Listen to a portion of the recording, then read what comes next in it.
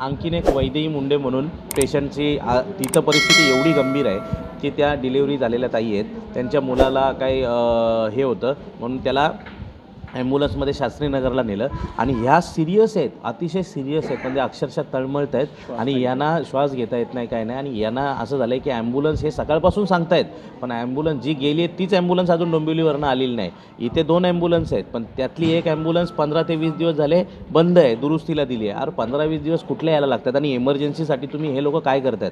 मग इथे कल्याण डोंबिवली महानगरपालिकेचा आरोग्य विभाग जे असेल त्यांनी पण लक्ष द्यायला पाहिजे, कारण की हे सगळं हे फक्त काय होतं, प्रायव्हेटला देऊन कॉन्ट्रॅक्ट देऊन मोकळे होतात आणि मग लक्ष देत नाही. आणि तुम्ही बघाल तर पेशंट एवढे आहेत, प्रत्येक पेशंटच्या नातेवाईकांच्या तक्रारी आहेत की आम्हाला इथे व्यवस्थित सुविधा भेटत नाही, काय नाही. हे बाहेरनं दाखवतात एक आणि आतनं वेगळा कारभार चालू आहे, अतिशय भोंगळ कारभार, अनागोंदी कारभार चालू आहे आणि याच्यात खूप मोठी एकदा मला वाटतं भडका उडेल.